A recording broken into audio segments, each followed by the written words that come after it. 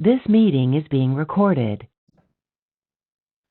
Hello guys. So basically आज हमारा काम रहेगा कि एक ई कॉमर्स एपीआई को बनाना है। और ई कॉमर्स एपीआई कैसे बनाएंगे वो हम देखते हैं।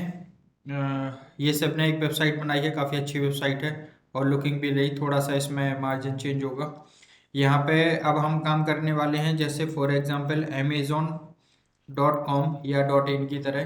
तो इसमें जो आप ये देखते हो कंटिन्यू शॉपिंग, तो यहाँ पे ये जो वेबसाइट आप देख रहे हो, हम बेसिकली इसकी एक ई कॉमर्स एपीआई बनाएंगे फुल स्टैक डेवलपमेंट के अंदर, जिसमें हम बैकएंड की टेक्नोलॉजी यूज़ करेंगे और फ्रंट एंड के लिए इसको यूज़ करेंगे Vue.js या React.js। और बैकएंड में हम यूज़ करेंगे MongoDB, Node.js, एक्सप्रेस, ठीक है। और पोस्टमैन से हम एपीआई के जितने भी रेस्ट एपीआई के आर्किटेक्चर होते हैं वो करेंगे।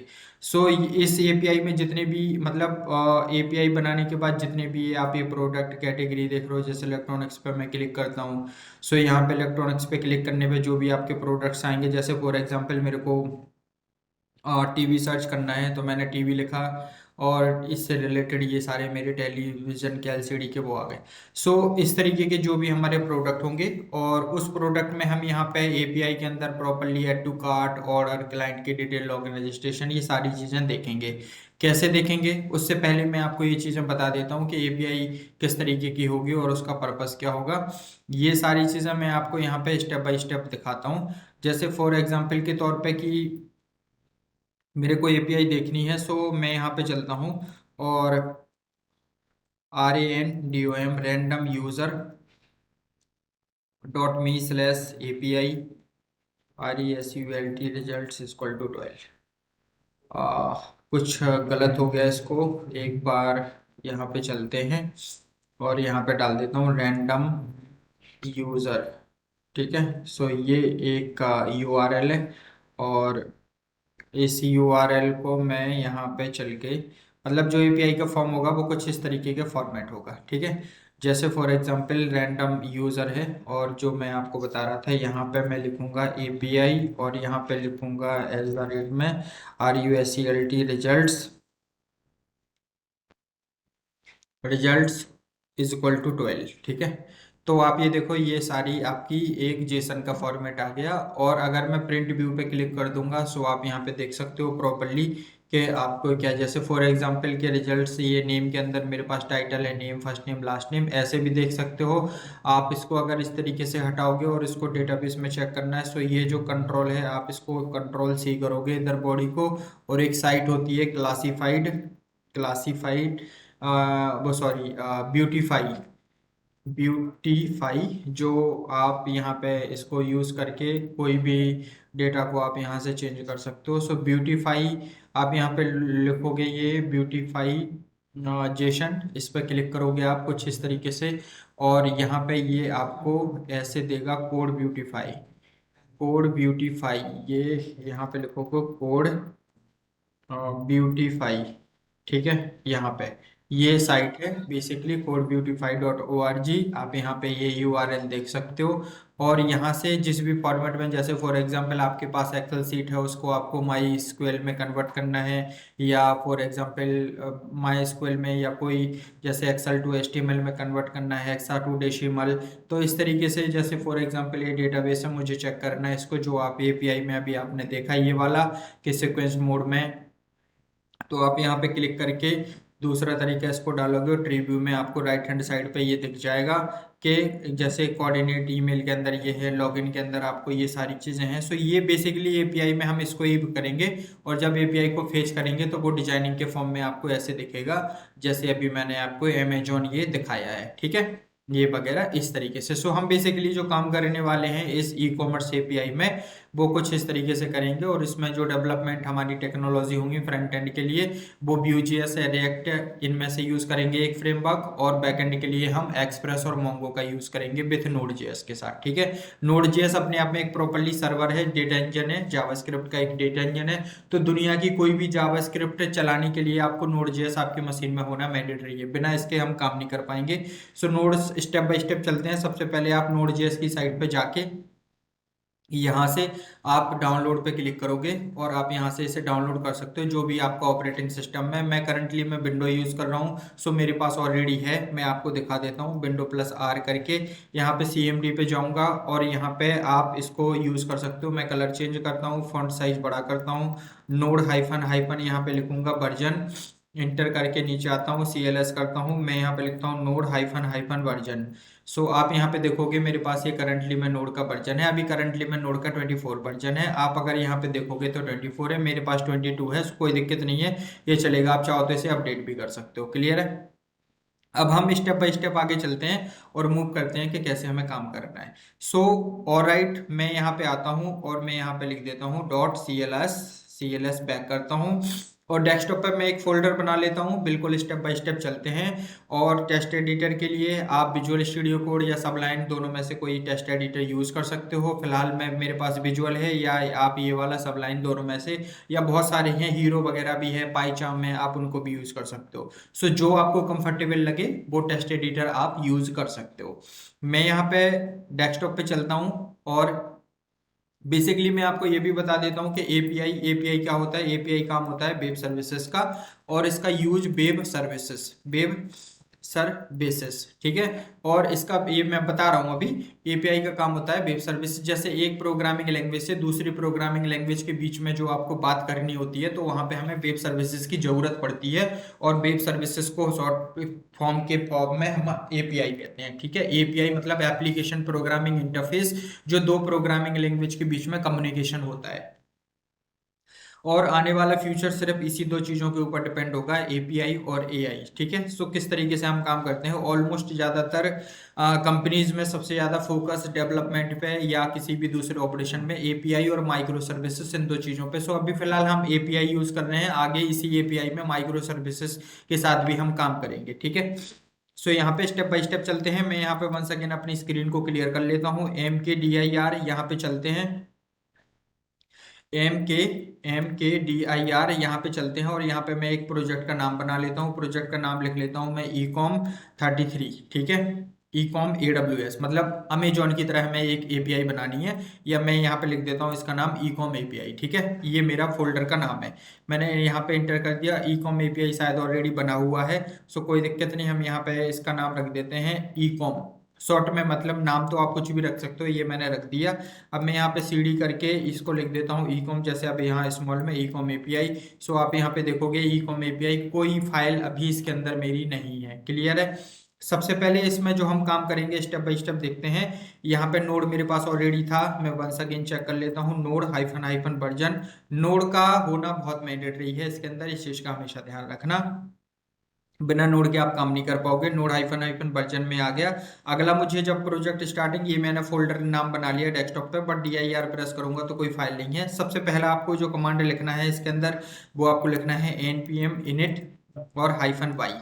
मैंने यहाँ पे इंटर किया, सो मेरे यहाँ पे जेसन की फाइल क्रिएट हो जाएगी। और आप यहाँ पे ये देख रहे हो मेरे पास बाय डिफॉल्ट एक जो मैन है वो index.js आ गई, और ये जेसन की फाइल मेरे पास आ चुकी है। इस फोल्डर को मुझे चेक करने के लिए मैं यहाँ पे लिखूंगा कोड हाइफन डॉट, तो कोड हाइफन डॉट से विजुअल स्टूडियो खुलेगा और डायरेक्टली इस फोल्डर के अंदर खुल जाएगा। सो मैं यहाँ पे इंटर मारूंगा, मैंने इंटर किया, और अब मैं डायरेक्टली विजुअल स्टूडियो कोड के अंदर इंटर कर जाऊंगा, ठीक है। सो जैसे मैंने यहाँ पे इंटर किया, आप यहाँ पे देखो, और विजुअल स्टूडियो कोड आपका ओपन हो जाएगा। ये देखो दूसरी विंडो अपने आप ओपन हो गई है, ठीक है। यहाँ पे ये चीज़ है। सो पहली वाली विंडो को मैं यहाँ पे क्लोज कर देता हूँ, और अगर आप देखोगे कि दूसरी वाली विंडो में सीधा ये हमारा ecom API आ गई। मैं फॉन्ट बड़ा कर देता हूँ जिससे आपको प्रॉपरली विजिबिलिटी आ जाए टेस्ट की। यहाँ से मैं इसको क्लोज करता हूँ, स्क्रीन को बड़ा कर लेता हूँ। पैकेज.json जो आपने बनाया था वो ये आ गया। यहाँ पे बाय डिफॉल्ट इंडेक्स फाइल आपकी शो हो रही है, अगर आप देखोगे तो ये इंडेक्स हो रही। यहाँ पे ये बाय डिफॉल्ट हमारी किस कमांड से बन के आई है, ये फाइल आई है जो हमने कमांड लिखा था npm, ये वाला npm init -y। तो उसके साथ आप ये देख रहे हो कि ये जेसन की पूरी फाइल आ गई है, सी index.js, और वही सेम चीज आपकी यहाँ पे आई है। क्लियर है? अब मुझे इसमें जो पहली एक इंडेक्स रूट वाली फाइल बनानी है, वो मैं यहाँ पे लिखूंगा index.js। सो मैंने एक फाइल बना ली, और इसके अंदर मैं यहाँ पे लिखूंगा console.log और इसके अंदर मैं कुछ भी यहाँ डिफाइन कर देता हूँ। मैं यहाँ पे लिख देता हूँ हेलो सॉफ्टवेयर टेक्नोलॉजीज। ठीक है, मैंने यहाँ पे लिख दिया और मैं इसे कॉलन कर देता हूँ, कॉलन, और ये टर्मिनेट। ठीक है, अब मुझे इसे रन करना है बेसिकली, तो मैं कैसे करूंगा? तो देखो, पहला तरीका है कि आप यहाँ पे जाओ, राइट क्लिक करो और ओपन इंटीग्रेटेड टर्मिनल, सीधा यहाँ पे ये टर्मिनल आ गया। आप यहाँ से भी इस सेम कमांड को रन कर सकते हो, अभी पूरा पाथ आ जाएगा, ये यहाँ पे शो हो रहा है। और दूसरा तरीका ये देखो यहाँ पे आ गया। सो यहाँ पे रन करने के लिए आप dir प्रेस करोगे तो इंडेक्स फाइल आपको यहाँ पे शो हो जाएगी। जो ये फाइलें दो हो रही, पैकेज डॉट जेसन, तो आप देखो इंडेक्स और पैकेज जेसन हो गई। और आप चाहो तो यहाँ पे npm आप यहाँ पे भी लिख सकते हो नोड इंडेक्स डॉट जेएस, यहाँ से भी रन कर सकते हो। और यहाँ से नहीं करना, मैं ज़्यादातर कंफर्टेबल रहता हूँ यहाँ से, सो आप यहाँ से भी इसे रन कर सकते हो। ठीक है, दूसरा इसमें तरीका ओपन के साथ, आप यहाँ पे व्यू पे जाओगे, यहाँ से भी टर्मिनल ओपन कर सकते हो, न्यू टर्मिनल, तो आप यहाँ से भी इसको रन कर सकते हो। सो जैसे आपको कंफर्टेबल रहता है। मैं यहाँ पे जाता हूँ node नोड और यहाँ पे लिखता हूँ इंडेक्स डॉट जेएस। ठीक है, तो ये आ गया हेलो सॉफ्टवेयर टेक्नोलॉजी, बट ये चिपका हुआ आ रहा। अगर मुझे इसे प्रॉपरली रन करना है तो मैं यहाँ पे जाऊंगा, स्लैश में n लिख दूंगा। सो यहाँ से नेक्स्ट लाइन से आ जाएगा, मैं इस पर क्लिक करता हूँ, नेक्स्ट लाइन से आ गया।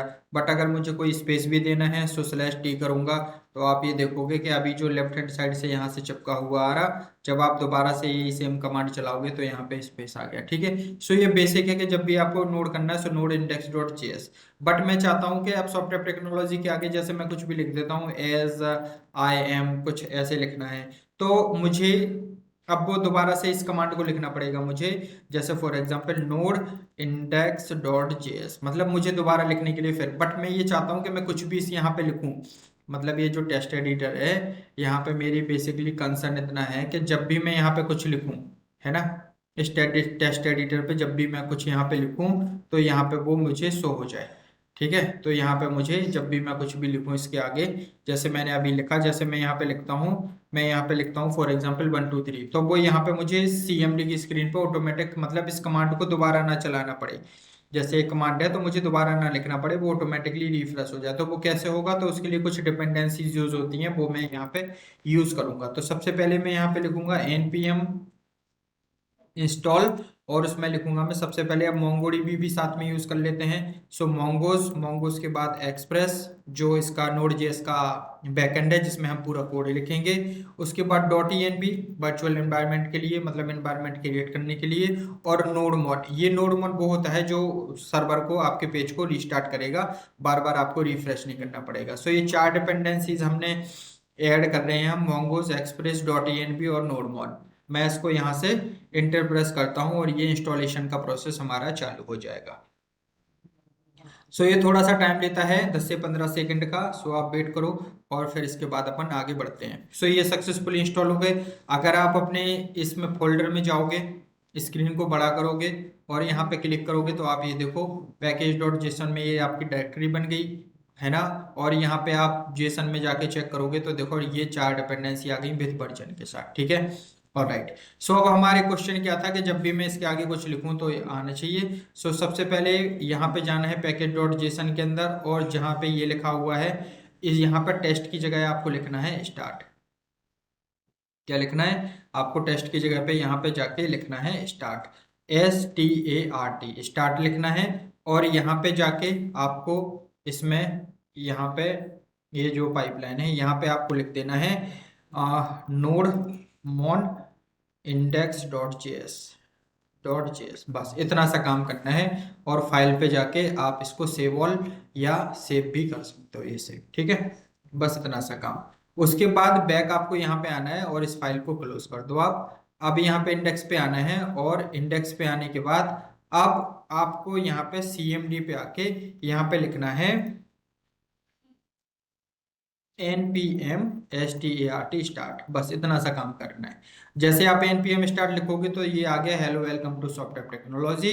अब आप अपनी इस स्क्रीन को, मैं थोड़ा सा छोटा करता हूँ, CMD की स्क्रीन को छोटा करता हूँ यहाँ पे, छोटा आपको दिखाने के लिए। ये देखो ये, और इधर। तो अब आप यहाँ पे इसको थोड़ा सा मैं ऐसे कर लेता हूँ जिससे आपको दिखाई दे। अब फॉर एग्जाम्पल देखो ये आपका टैग लाइन है, अब मैं इसके आगे अगर कुछ भी लिखूंगा 7 8 के आगे, जैसे मैं इसको डिलीट कर देता हूँ, सेव कर देता हूँ, रिफ्रेश करता हूँ, तो आप देखो ये हट गया। और मैं यहाँ पे लिखता हूँ I am a DevOps engineer, ठीक है, ई डेवऑप्स ENGINER।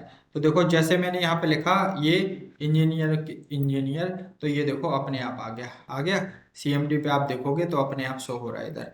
ठीक है, सो बेसिकली यहाँ पे कहने का मतलब है कि अगर मैं इसके आगे कुछ भी लिखता हूँ यहाँ पे ये, या 1 2 3 न्यूमेरिकल वैल्यू, तो वहां पे वो अपने आप शो कर जाएगा, ये देखो। ठीक है, सो नोड मोड का काम होता है ऑटोमेटिकली आपके सर्वर को रिस्टार्ट करना। सो ये बेसिकली लाइन था, सो इसको मैं यहाँ से क्लोज कर देता हूँ, इसका कोई मतलब नहीं था, ये टेस्टिंग के लिए था। नंबर 1, अब इसमें स्टार्टिंग एक्सप्रेस का कोड लिखेंगे। सो कांस्टेंट एक्सप्रेस, यहाँ पे रिक्वायर मतलब इंपोर्ट करना, और इसके अंदर मैं यहाँ पे जाके, यहाँ पे जाने के बाद एंटर करूंगा और यहाँ पे लिखूंगा एक्सप्रेस। ठीक है, एक्सप्रेस क्लियर है। और यहाँ पे लिखूंगा कांस्टेंट, एक एप्लीकेशन बना लेता हूँ, सो मैं यहाँ पे नाम दे देता हूँ उस एप्लीकेशन का नाम, एक वेरिएबल बना लिया सॉफ्ट ऐप, और यहाँ पे जाके मैं इसको एक्सप्रेस करूंगा एक्सप्रेस। सो मैंने यहाँ पे एक्सप्रेस दे दिया।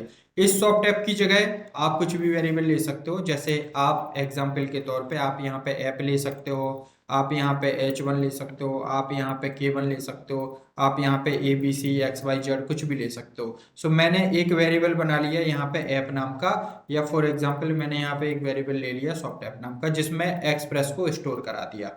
अब मैं यहाँ पे लिखूंगा एक्सप्रेस सॉफ्ट ऐप डॉट, और यहाँ पे मैं इसके अंदर जो चीज़ है आपकी वो यूज़ करूंगा। सो मैं यहाँ पे कर देता हूँ सॉफ्ट ऐप डॉट लेशन, यहाँ पे एक वेरिएबल, और यहाँ पे मैं एक पोर्ट डिफाइन कर लेता हूँ 3300 का। इस पोर्ट के अंदर आप कुछ भी कर लो सॉफ्ट ऐप में, तो यहाँ पे मैं इसको फंक्शन बना के और ये करता हूँ इस तरीके से, और यहाँ पे इसके अंदर मैं कंसोल डॉट लॉग यहाँ पे ये करता हूँ, और यहाँ पे मैं इसमें लिख देता हूँ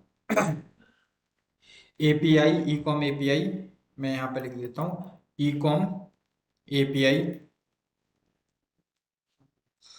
setup is setup is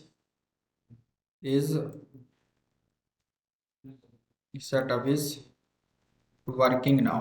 ठीक है, मैंने यहाँ पे ये इसका सेटअप है, आप यहाँ पे कुछ भी दे सकते हो कि आपको क्लियरिटी हो ये। तो अब मैं यहाँ पे CMD पे जाऊंगा तो API setup is working now, ये हमारा आ गया। ऑलराइट, सो यहाँ पे पहला काम हो गया। अब हमें दूसरा काम करना है डेटाबेस के साथ इसकी कनेक्टिविटी। सो यहाँ पे मैं यहाँ पे चलता हूँ और कमेंट लिख देता हूँ, मैं यहाँ पे लिख देता हूँ मोंगो डीबी, मतलब मैं यहाँ पे जिससे आपको क्लियर पता हो, मोंगो डीबी या database connect connection connection with API। ठीक है, सो यहाँ पे CONST कांस्टेंट, यहाँ पे लिखेंगे मोंगोज, और यहाँ पे मैं रिक्वायर लिखता हूँ। ठीक है, और यहाँ पे मैं डेटाबेस को क्या करा लेता हूँ, मोंगोज मोंगोज। ठीक है, क्लियर है। और राइट गाइस, सो यहाँ पे मोंगोज जो आपने वेरिएबल बनाया डॉट कनेक्ट, इसको बड़े ध्यान से देखना, बहुत इंपॉर्टेंट चीज है ये। कनेक्ट CONECT क्या होगा, mongoose.co.nect, कनेक्ट, और मैं यहाँ पे इसको, अब बड़े ध्यान से देखना, देखो मैंने यहाँ पे कनेक्ट लिखा, कनेक्ट के साथ ही मैं यहाँ पे लिखता हूँ THEN देन, और इसके बाद यहाँ पे लिखता हूँ CAT कैच। यहाँ पे बड़े ध्यान से देखना ये चीज। कैच के अंदर मैं एक यहाँ पे एरर डिफाइन कर देता हूँ कि अगर मेरे पास कोई एरर आता है, सो एरर में मुझे ये चीज डिफाइन हो, और साथ में मैं यहाँ पे इस एरर के बाद ये कॉलन टर्मिनेट कर देता हूँ यहाँ पे, और एंटर कर देता हूँ। अब यहाँ पे बड़े ध्यान से देखना, कंसोल डॉट लॉग मैंने यहाँ पे लिखा, और जो एरर था मेरे पास उसी एरर को मैंने यहाँ पे कॉल करा दिया। सो इसको मैं क्या करता हूँ, यहाँ पे इंटर करके नेक्स्ट लाइन पे आ जाता हूँ, और इसको भी करके नेक्स्ट लाइन पे आ जाता हूँ। ठीक है, जबकि यहाँ पे ये चीज क्या थी, देखो यहाँ पे ये चीज एक ही लाइन में है। सो आपको ये चीज हमेशा ध्यान रखनी पड़ेगी कि ये चीज एक ही लाइन में है। मैं यहाँ पे इसको नेक्स्ट कर देता हूँ, इंटर करके नेक्स्ट, और यहाँ से नेक्स्ट की, अभी इसके अंदर भी कनेक्शन का URL डलेगा यहाँ। सो देन के बाद मैं यहाँ पे एग्जीक्यूट करूंगा ये, और इसके बाद यहाँ पे ये लिखता हूँ, इसको इंटर करके नीचे आता हूँ, और यहाँ पे लिखता हूँ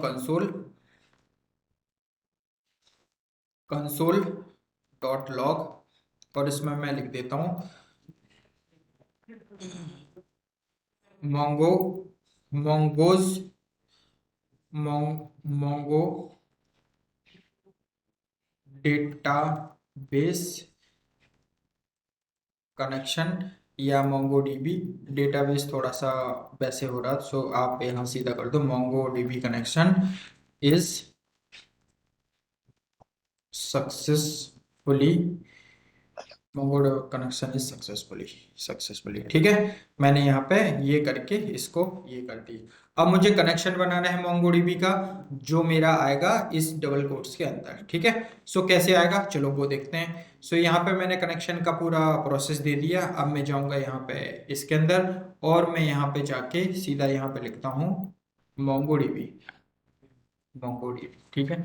सो मैंने यहाँ पे मोंगो डीबी लिखा और जो भी आपका जीमेल आईडी है आप उसे साइन अप कर सकते हो इसके साथ। सो आप यहाँ पे जाओगे, यहाँ पे जाने के बाद जो गूगल है आपका, उस गूगल पे आप क्लिक करोगे और जो आपकी जीमेल आईडी है उसके साथ आप इसे यूज़ कर सकते हो, ठीक है। सो ये है। अभी थोड़ा सा वेट करेंगे।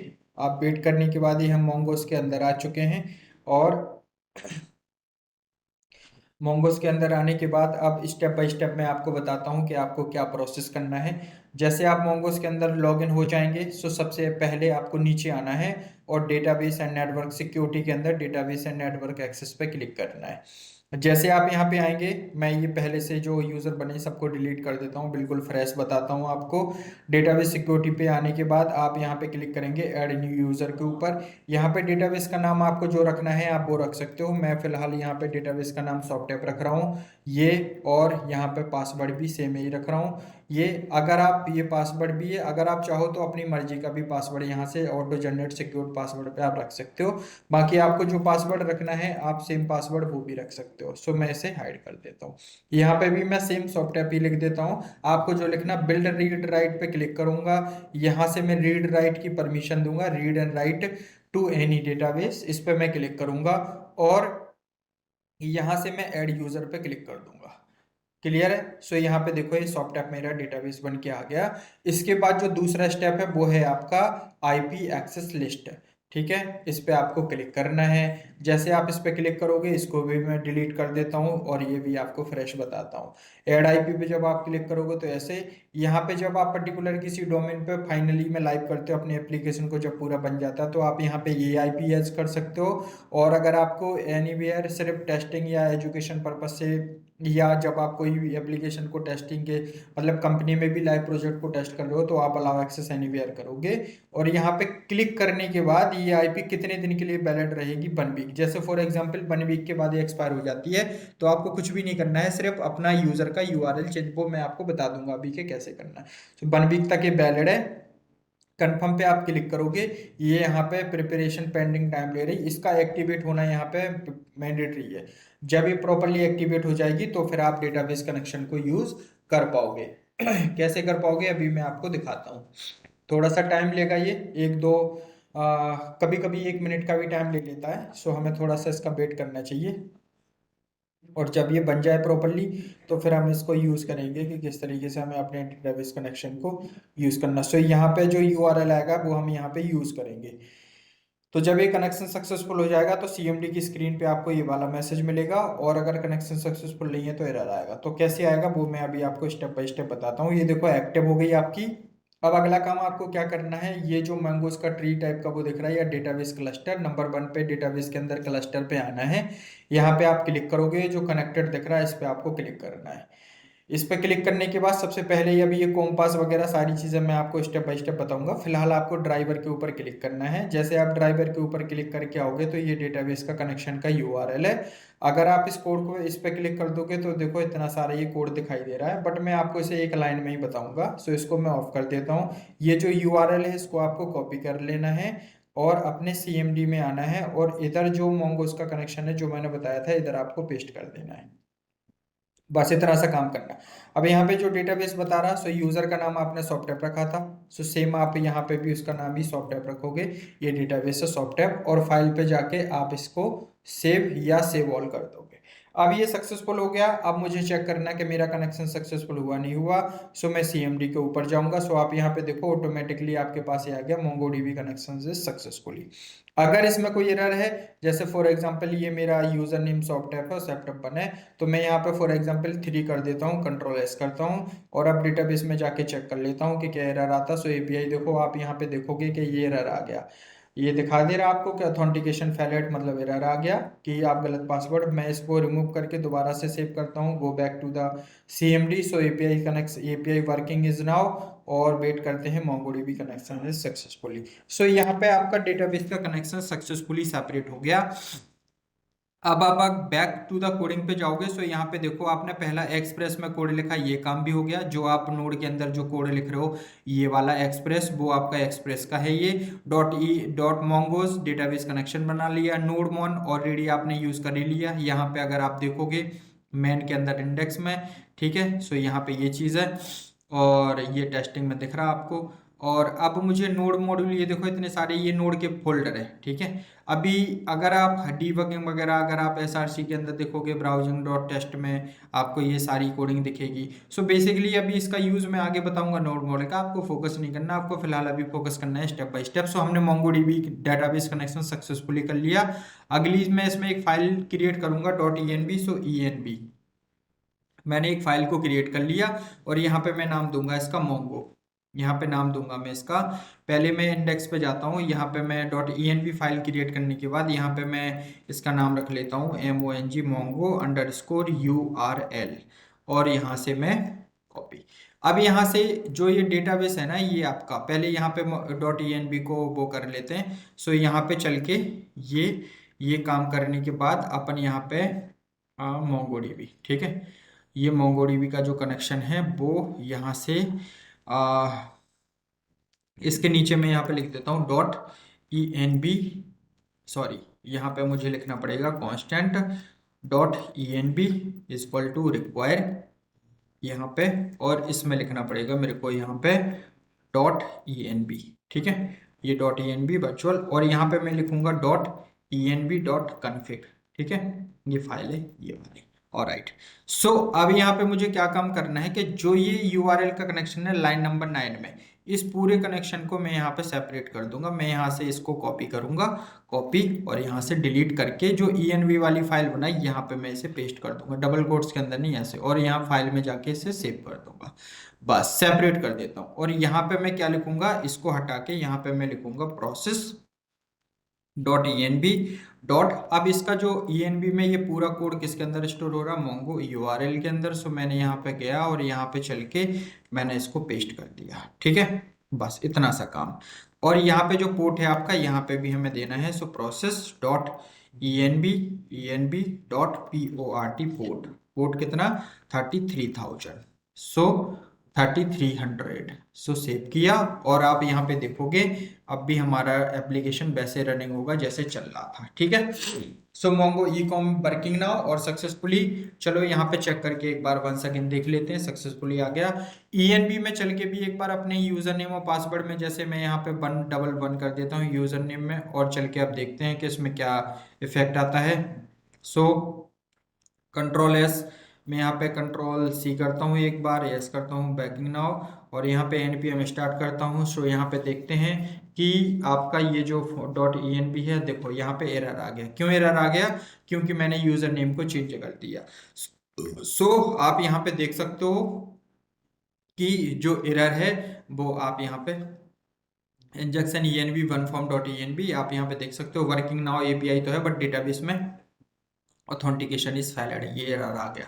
सो इस एरर को कैसे सही करते हैं, बैक अपने यूजर पे आते हैं और .1 इसको सेव कर देता हूं मैं।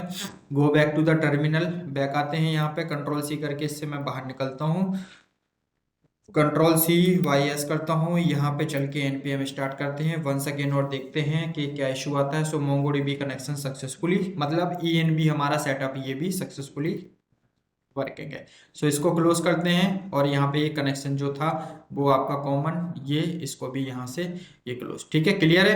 अब हमें बेसिक जो एक टेस्ट केस करना है API का। सो यहाँ पे बेसिकली हमारा जो वेरिएबल है सॉफ्टएप। सो मैं यहाँ पे जाता हूँ सॉफ्टएप डॉट, यहाँ पे यूज करता हूँ गेट एक डमी एपीआई के तौर पे। और यहाँ पे एक एंड पॉइंट ले लेता हूँ मैं अपने हिसाब से, जैसे फॉर एग्जांपल एपीआई, और यहाँ पे ले लेता हूँ मैं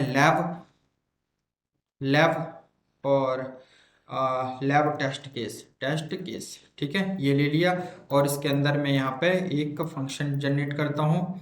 मीटिंग 5 मिनट में ओवर होने वाली है, उससे पहले मैं आपको ये चीज़ दिखा देता हूँ, ये यहाँ पे, ठीक है। सो यहाँ पे मैं इसको यहाँ पे चल के यहाँ पे लिखता हूँ console.log, ठीक है, मैंने यहाँ पे दिखाया ये। और यहाँ पे चल के मैं यहाँ पे लिख देता हूँ test test case API is working now.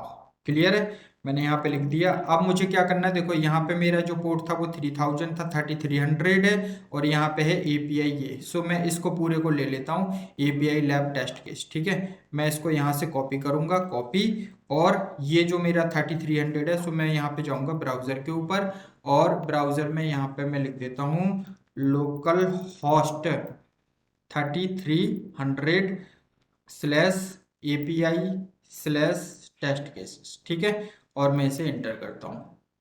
सो आप यहाँ पे देखोगे डबल कोट्स लग गया, सॉरी मेरा, इसको मैं क्लिक करके थोड़ा सा बड़ा कर लेता हूँ जिससे कि आपको ये चीजें दिखाई दें, और इंटर प्रेस करता हूँ। सो आप यहाँ पे देखोगे कि डबल डबल एपीआई हमारे पास आ गई है। इसको भी कुछ गड़बड़ है, ये थोड़ा सा इसको सही कर देता हूँ मैं, एपीआई और लोकल होस्ट थ्रेड 300। आप यहाँ पे डबल डबल क्यों आ रहा है, कुछ एक सेकंड रुको, कुछ गड़बड़। एपीआई, एक सेकंड, एपीआई ये इंटर। आप यहाँ पे देखोगे, तो आप यहाँ पे देखोगे कि ये प्रॉपरली एग्जीक्यूट कर रहा है एपीआई। नहीं, इसको दोबारा से लोकल होस्ट कॉलन 3300 स्लैश 3300 के बाद ये कर देते हैं, ठीक है, ठीक है, ये था हमारा प्रोसेस। सो इंटर कर देते हैं ये एपीआई और लैब टेस्ट केसेस। सो आप अगर यहाँ पे इस पे देखोगे, so test case API is working now. आप जितनी बार यहाँ पे रिफ्रेश करोगे उतनी बार वो यहाँ पे आपका शो हो जाएगा, ठीक है, ये आ गया। सो यहाँ पे चल के अब ये बेसिकली इसका एक जो लैब नंबर 1 है वो पूरा कंप्लीट हो गया है। आगे के लैब में इसका पोस्टमैन के साथ और डेटाबेस के साथ कनेक्शन कैसे होगा वो बताता हूँ। सो इसकी जितनी जो सीरीज है लैब 10 तक जाएगा पूरा complete with payment gateway integration. So आप प्रॉपरली हर एक लैब को केयरफुली देखो, और जो भी माइंड में क्वेरी होती है वो आप मुझसे वीडियो के डिस्क्रिप्शन में पूछ सकते हो। अगर वीडियो देखने के लिए थैंक यू। कोई भी क्वेरी है सो आप वो मुझसे पूछ सकते हो।